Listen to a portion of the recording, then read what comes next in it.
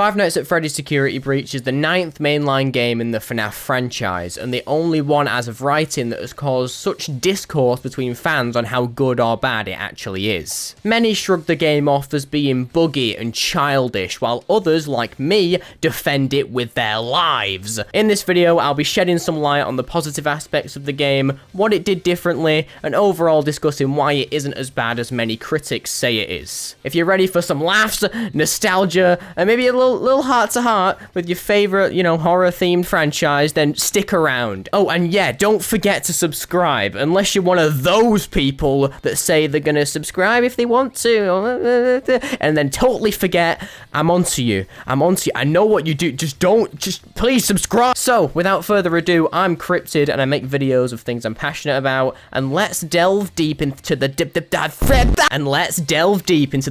of the Pizzaplex and salvage ourselves some pros and cons, shall we?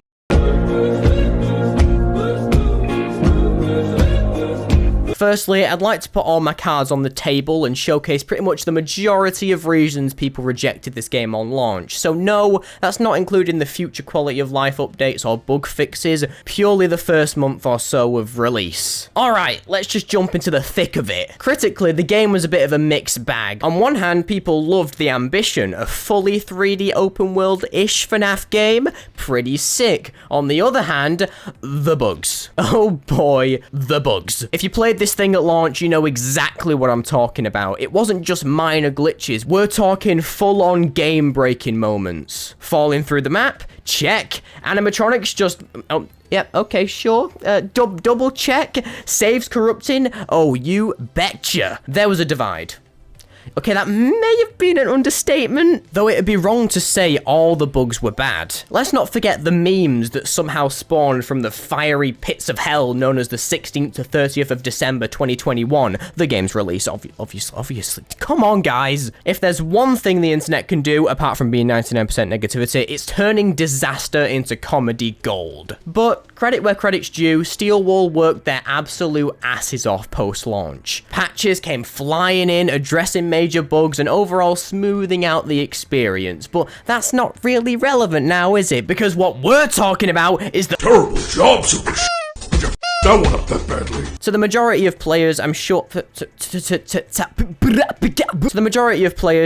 you'd expect it to be a huge turn-off for them. You know, a mismatched mess of tangled wires and exploding circuit boards from this unplayable conglomerate of glitches and performance issues. Well, guess what? We're the heck. Fans were eating this up, as were critics, haters, blue-collar workers, minimum wage slaves, the Pope probably, oh, and children. This thing sold like crazy. And remember that mismatched mess of wires and circuit boards I talked about a second ago? Well, it seemed Steelwall had expected this type of reception, since they literally modeled a character out of the idea and called it the Blob. But oh boy, the issues don't end at a few no-clipping moments. The game's performance was, well, shit. How about that? Did I do well at emphasizing? Did I do well? Yeah, let me know in the comments section down below. There were just so many polygons, lights unbaked, and overall just a bunch of stuff hanging around that barely needed to be there in the first place. Even on the optimized versions such as PS4 and Xbox with stone set graphic settings were struggling. Add that on top of already game-breaking glitches and you get... hold up, let me think of an example.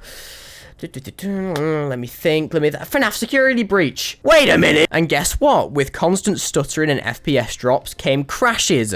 Lots and lots of crashes. They were inescapable and unbelievably constant. Even worse, softlocks were a thing too. Better yet, save corruption. All of the above were present on launch, and I'd argue to say that the majority of players were subjected to it. Though, of course, that's not enough negativity for this video. The final pillar, the killing blow, the third fragment of the almighty trilogy of abashment and failure, the story. Oh man, did the community have a lot to say about this. Security Breach's story wasn't wasn't exactly received in the most positive way. Many complained that the story felt a little disjointed, as if gameplay objectives were held in higher regard than the actual flow of the narrative. Many felt themselves being thrown into tasks without understanding the significance of them in the overall story because, well, there wasn't any. Though you're probably saying, hey, Cryptid, FNAF never had a clear story to begin with. Why is this a problem, bro? Well, my dear, adorable, puny, pathetic viewer, this game was different. It was hyped up for months as this huge, expansive landscape with a multitude of things to explore. FNAF's first leap into tackling movement and actively escaping the animatronics instead of lying dormant waiting to close a door or chuck a sweaty mask on your head. There was hype. And naturally, when you begin to expand things past a simple, refined concept and into something larger with genuine pointers and objectives instead of just some phone guy giving you basic clues as to what you need to do, there obviously needs to be some cohesion and story behind it. On top of that, the complete disregard of the lore might have done a thing or two. Many points seem to have been retconned or soft rebooted, though it wasn't too obvious, leading to mass confusion in whether the old story beats were canon, obsolete, or disregarded and overwritten completely. To add to that, the endings didn't do the game too many favors. In the past, FNAF's had endings that were simpler, more ambiguous, with room for theorizing, yet this time many fans felt disheveled. Why? Well, despite it having the largest sum of different endings in the series, they mainly aimed for the glamour in them, as opposed to creating a genuine connection to the story. Robots were bashing other robots left and right. Ooh, fire, how cool. Yeah, so awesome, guys. There's a lot to think about right now. Although, as I said, the game was trying to age up, not in audience, but in scale. Though in my and many other people's opinion, well, not actually my opinion, you know, many other people's opinion, the perspective at which they approached endings leaned too far into that without proper depth or emotion. Burntrap just showed up, and then he died. The Blob just showed up, and then he died. The FNAF 6 Pizzeria just showed up, and then he died. This becomes even more prominent as I get to audience later, but you'll have to stick around to see what I have to say about that. That was a little plug. Why am I dog bark? Dude! Though overall, I'm only going off what I researched for the video. Aside from the performance and glitches, the majority of folks seem to have enjoyed it, and theorists, they loved it even more. Well, you bet they did. Despite the fact the story was more disjointed with all the extra info and misinterpretations, eventually they settled into it and found it as another 100 ways to tie loose ends or just pump out video after video. But hey, that's completely valid either way, get your bag. So, there's your initial reception. In summary, there was a ton of things wrong with this game at launch, yet it still sold incredibly well, and there's no disregarding that. Now, on to discussing how Security Breach attempted to break the mold that the other games had seemingly locked into place, and hopefully chill out a little bit. I've been shouting for a while now. Well, look what the rotting man in a rabbit costume dragged in. Alright, let's roll back the clock to around 30 seconds ago when I mentioned Security Breach was the first FNAF game to fully embrace free roam gameplay. This, obviously, is true. Yep, didn't have a better segue than that, I'm afraid. Basically, Security Breach was, in my opinion, the biggest leap in the franchise. Sure, I suppose Help Wanted was a step up, though being a VR game meant its appeal was honed on a specific audience, where here in Security Breach, things were a lot more hyped and showcased. Wait, just hold on that for a second. Even that game had limited movement if you think about it. You know, sat in a specific area, barely being able to walk a meter to reach for objects. In Security Breach, you're downright sprinting through glorious futuristic architecture while being directly chased by animatronics. A completely different experience. Do better, Help Wanted. Oh wait, it did. From my perspective, that's one of the game's greatest strengths, really. The immersion of being hunted in real time. Ultimately, Security Breach managed to deliver an experience that felt truly dynamic and alive in a way no FNAF game had ever before. The tension of being chased by moving animatronics, ones that didn't simply walk up to your door but pelted for it, still holding on to that rage by clawing away at the pure steel you block them with, reeks with tension and fear. Though, with change, especially one as huge as this, comes backlash. This, in my opinion, is the main reason Security Breach was so overwhelmingly hated. It was something new. People don't like change, especially hardcore fans of a long-standing franchise. Many of us, myself included, were incredibly used to and honestly fine with the standard point-and-click meta FNAF had so graciously popularized. That was our comfort zone as a community, so when things decided to move away from that, we were all on edge, naturally. I can pretty much guarantee if there was an earlier title similar to Security Breach that came out before it, this game wouldn't have received near as much hate and hardcore criticism. Of course, the glaring issues were still relevant, but overall, the unnecessary dogpiling would pretty much be non-existent. It would just be considered a buggy mess as opposed to a terrible adaptation and representation of an already existing IP, if you know what I'm saying. As people, we're not akin to change, that's what the comfort zone is all about, so even though that may seem like an extreme thing to mention in this context, it honestly does tie in to the reasoning behind why so many people seem to hate this game. Of course, I'd never want to excuse the blatant problems with the game. It should have been finalized and playtested some more. Tinkering with the system and fixing the bugs/performance issues is downright imperative, and Steel Wool should be ashamed of that in order to not have a similar situation happen again. That being said, it is genuinely incredibly difficult considering the pressure they had on their shoulders with this project. Security Breach wasn't just a game, it was a turning point for the franchise tasked with reintroducing FNAF to a broader audience while still keeping its core essence. And for all its faults, you can't lie, Steel Wool succeeded in showcasing what FNAF could become.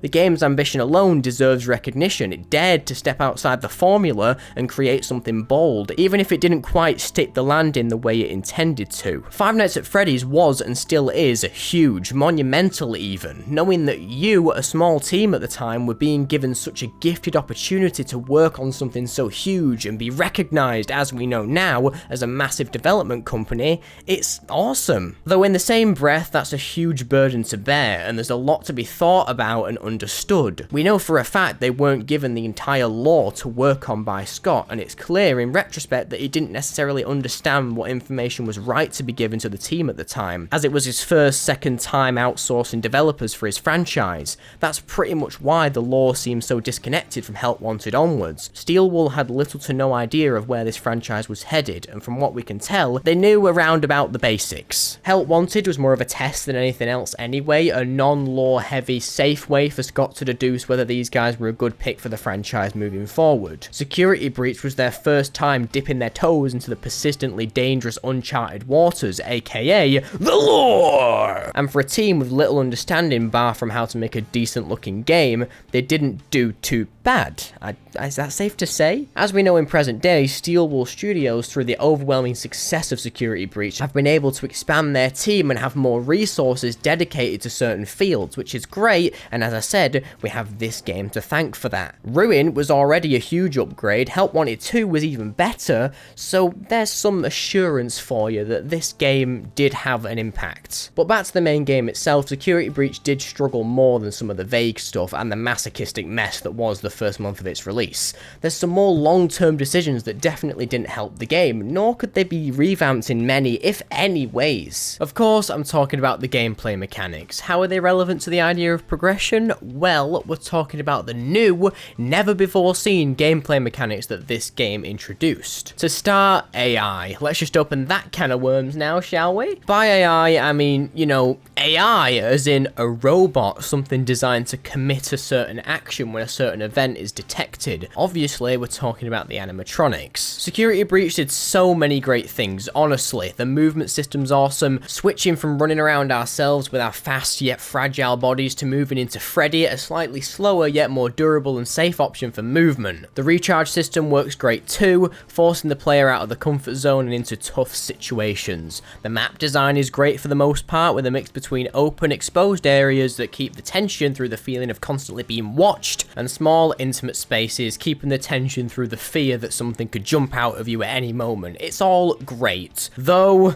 obviously, the AI, a main contestant in this game of game design we're playing here, didn't exactly hit the mark. The animatronics were choppy, moving around in unnaturally unnatural ways even a flexible robot couldn't do. The hitboxes were messed up so they could just get you through walls, and overall they didn't seem too intelligent for, you know, artificial intelligence. And being the main focal point of antagonists in this game, they seriously held it back in terms of scare factor and overall immersion. There's so many great worlds out there, FNAF being a prime example that, despite the goofy look of some characters, still manages to keep you on edge through how the characters themselves act, combined with the vulnerability of the player. That one mistake could give the animatronic that split-second opening that they need to get you. In Security Breach, it's pretty much down to luck. You could be doing everything right, finessing guessing at every turn, and then you unnecessarily clip into a glitched hitbox of a crocodile fella, and bam, you're out. The same thing could occur but vice versa, where you're making a wrong move and you're just a fucking idiot, and instead of being punished for that, you're completely fine. For the first time introducing true AI into the FNAF franchise, the devs sure didn't set it off on the right foot, did they? But things don't end there. The video is about why it isn't so bad, so where is it? The reason it isn't so bad? Well, speaking from the present day where the AI in the game is quite refined and tuned, I honestly can't complain. I replayed Security Breach for this video and had a blast. I felt like I was being tracked down relentlessly. There were robotic folks popping up all over the place. It was hectic in the open areas and oddly quiet in the enclosed. The constant fear of being caught as an animatronic patrolled the area was thrilling and oddly exhilarating. Genuinely, I have no problems with the way the AI is coded nowadays, and considering we moved on from the first week of launch thing a while ago, I can pretty much count this one as fully fixed. Another great feature Security Breach introduced was the map itself, an expansive mixed bag of goodies intended for explanation. All good, right? You're wrong. How Sammy Lawrence? The main problem that came with this introduction was the balance between fear and fun. The retro vibe of the arcade and the charming look of the daycare were nice, sure, but it was also bright and happy, so much so the game itself turned the lights off to make it scarier. And even then, I never truly felt on edge, as Moon, you know, naughty but was easily deflectable, as you could simply piss him off once and pretty much be done until a generator or two later. There wasn't an equal enough mix of the two. Many players consider the game childish in this regard, that it focused too much on appealing to a young audience and therefore forgot its roots, leading to a neglect of that balance, which is a completely valid argument. We'll get to the childish stuff later, but it's true that there's too much exposure to certain areas, too much going on, that things get drowned out and mixed together into this intelligible nonsense. Quite honestly, I was nowhere near scared in the arcade until DJ Music Man showed up, which I understand is the entire point of that section, yet still, the tension was never built. Things simply, well, happened, and only then did the tension begin. In my opinion, these examples show that Security Breach lacked a proper build up to its tense moments.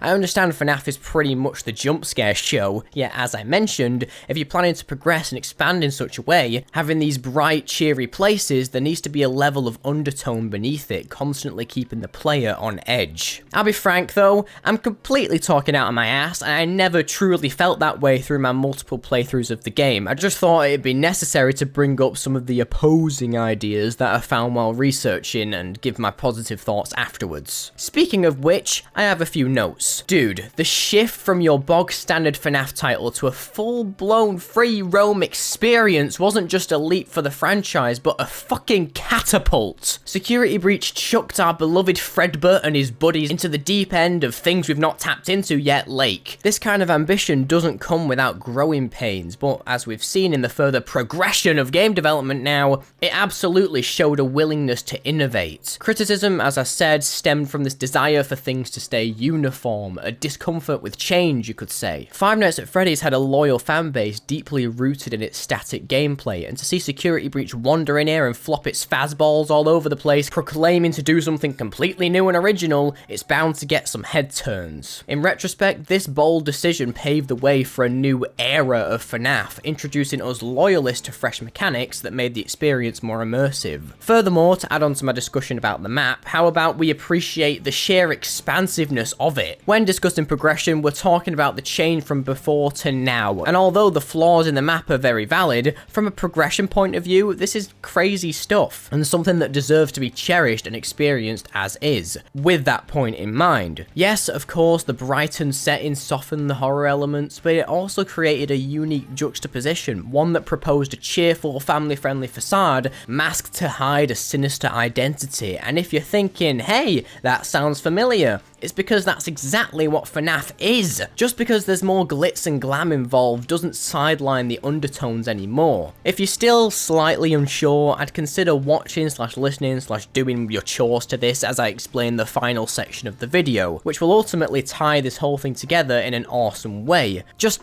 trust the process. Okay, we've been through a lot of points as of far, both good and bad, but here's where it gets juicy. As you know, progression has been a hugely prevalent subject for the past few minutes, but with progression comes an entirely revamped system about the game's target demographic. FNAF for a while has been considered a kids franchise, quite frankly because many kids were introduced to it as they were growing up, much like myself. So there developed a stigma around the franchise, yet ironically, the original games weren't designed with kids in mind. The first few entries were dirt cheap, stripped down horror experiences with unsettling designs and lore too complex for any younger fans to grasp fully. Kids weren't necessarily playing the game since they were too busy watching creators like Markiplier and Jacksepticeye, who were at this point still in their earlier stages, scream through them. FNAF did great around that time as it was popular yet not popular enough that children got their Cheeto dust fingers all over it. This was honestly perfect as it allowed developing creators to have that boost in popularity. Fast forward to 2021 and the landscape had shifted. By the time Help Wanted came out, FNAF had grown into this massive brand with merchandise flying off the shelves and kids embracing the series in droves. Those niche, rising creators back then were multi-millionaire conglomerates by now, leaving less of a reason for FNAF to stay indie. The games, however, still primarily catered to older audiences. This created a disconnect. The audience most willing to buy into the franchise now, kids with all their tax-free pocket money, weren't the primary focus of the games themselves. Help Wanted did its best, serving as a test run for what a AAA FNAF game could look like, but the niche appeal of virtual reality at that point limited its reach, especially among kids, who for some reason didn't have $500 hanging around in their pocket for a new headset. Recognizing this gap, Steelwool saw an opportunity and thus decided to capitalize on it. But in the same way, Steelwool had no other option. Everyone knew FNAF, its meta, and how the game usually plays. There were kids more than willing to spend their pocket money on plushies and action figures. The market was there. To be honest, I'd say 90% of their merch sales even now consist of kids under the age of 13, the other 10% being middle-aged Redditor, insert buzzword. There was a huge market for physical extensions of the games, yet never the games themselves, as Steelwool was going to put so much time and effort, more than any other game in the franchise, into this thing. There needed to be a payoff. The aforementioned huge leap they took from point and click to free roam needed to pay off, so what did they do? Well, they modelled a game that looked cheery, bright and colourful, yet still littered with secrets to find and sinister segments to uncover, and honestly, it worked. Despite the criticisms, Security Breach was a commercial success. It introduced new players to the series, brought fresh energy to the franchise, and proved that FNAF could grow beyond its point and click roots. And that's the fortunate, or unfortunate depending on where you're looking at it, facts. Of course, a shift this sudden came at a cost. Many longtime fans consider Security Breach the weakest in the series in terms of scare factor, and to be honest, I partially agree, though it's clear that this was a deliberate choice to appeal to a younger audience and broaden the player base. This in no way ignores the fact that the game partially disregarded the existing fans in a sense,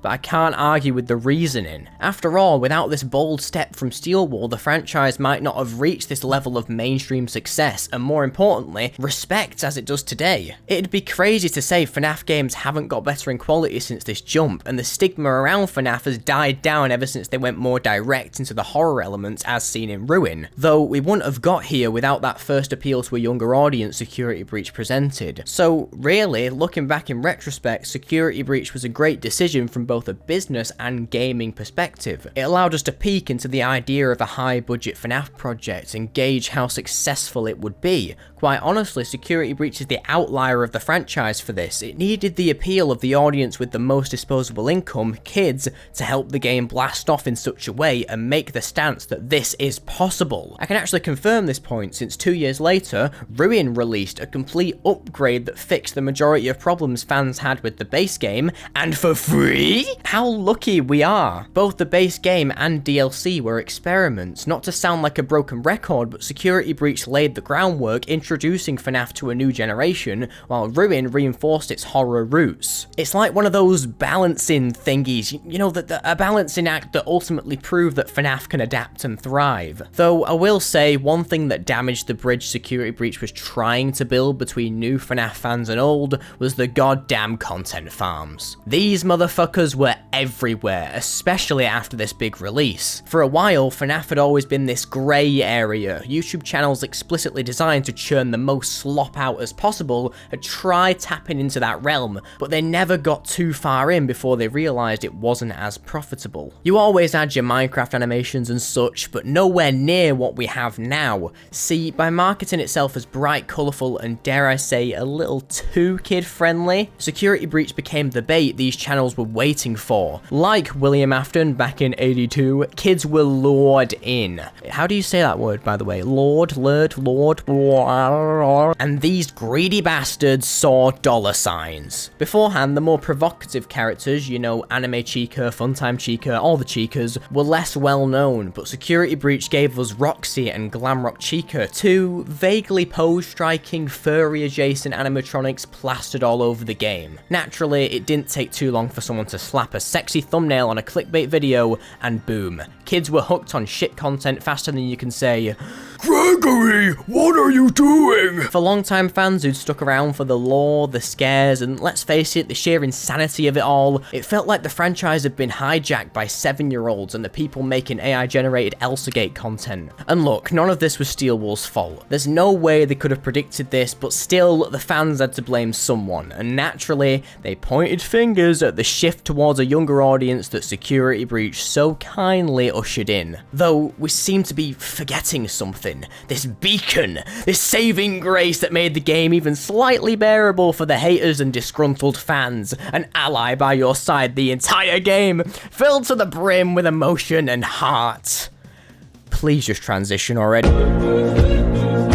Glamrock Freddy. Oh man, what is there to say that hasn't already been said? This lovable bear is the MVP of Security Breach. Adorable and caring, he breaks his protocol through the code he has hardwired into him to become this complex character with oddly realistic feelings. We meet him in a vulnerable position. There's a child inside his stomach hatch, and no, he did not ask for consent. That's rule number 1 broken, Gregory. Despite this, he shows compassion, mainly due to his programming, and gives us a gift. If that's where it starts, you can only imagine how he progresses over these next 6 hours. He risks his robotic life several times, strolling around corrupted animatronics that, though he believes are his friends, he refuses to let his guard down around just in case. He's always providing Gregory with honest advice and basically acts as his free trial for a father figure. As much as this could be read as, oh, it's how he's programmed, ultimately that's always the case. Freddy is artificial, yet the interwoven significance his pre-programmed sentience has is integral to the plot and enhances the overall experience. He's hilarious,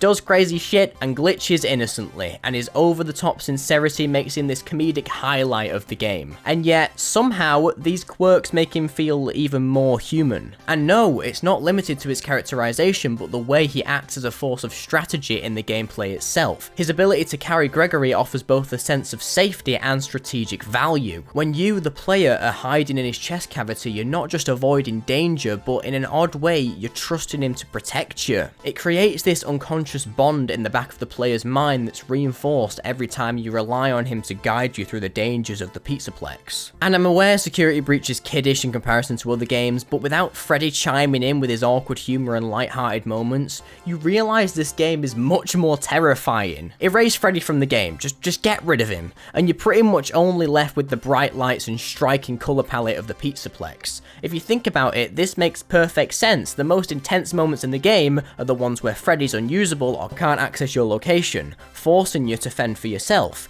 It's the parts where the lighting's dim and the colours are washed. But on the other hand, with him in the game to begin with, you slowly develop a dependency to him, leaning on him at every turn. This actually makes things even more petrifying, since as soon as he's swooped out of your quick access, all that stability and safety is lost. Combine that with some of the most striking and gritty map design in the series, and those moments below the surface are the ones we cherish as most faithful. Without Freddy's earlier presence, the sudden independence wouldn't have hit as hard. Speaking of that dependency and Freddy's impact, it ties directly into the design of the Pizzaplex, which, along with Freddy, is one of the 3 factors that make Security Breach feel childish in my opinion. The lighting and colour are praised in ways similar to psychological and existential horrors, for example, the Amazing Digital Circus or Me-Side. Everything looks right on the outside, yet in the depths lies a great twisted truth, attempting to claw its way out. This is seen as a design choice to make the game look innocent, so they're often excused. The only other factor, Glamrock Freddy himself,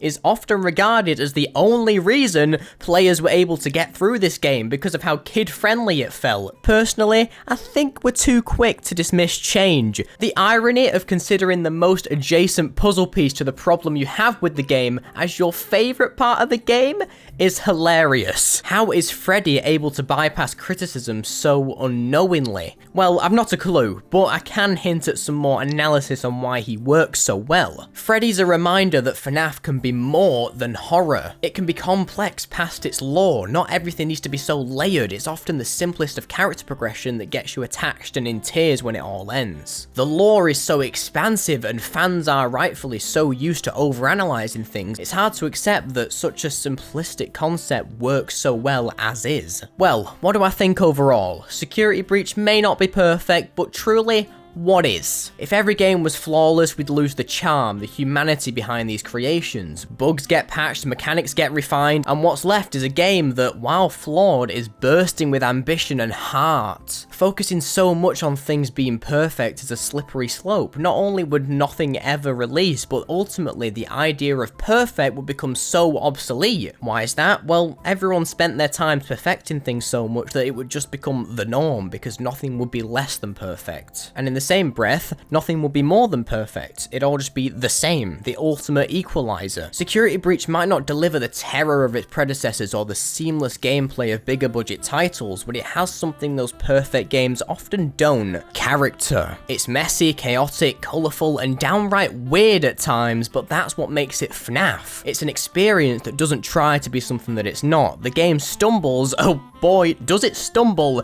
It surprises, sure, but most of all, it entertains. So no, Security Breach isn't perfect by any standards. In fact, far from it, and it never will be if your standards are that high. But in its current state, the game's fun. Perhaps not tense or scary in many people's minds, but it's definitely entertaining, and if that's what you go in intending to be instilled with, I can guarantee you won't be disappointed. In fact, you may find a few parts of the game will catch you off guard, 100%. Not everything has to be so serious all the time, man. It's easy to nitpick at what went wrong, but for me, it's more rewarding to embrace what went right, and there's plenty of that here if you let yourself enjoy it. So there it is, your little Security Breach retrospective thingy, you prats. Now, on screen right now is me explaining my love for a little known FPS title that goes by the name The Finals, so go check that out if you're interested. It's more sentimental crap for some reason. There's a lot of sentimental stuff in these videos recently, but it's amazing and cool. I'm just trying to cope with it, man. So yeah, if you want more of me, that's there. Hope you enjoyed. Stay positive. Goodbye.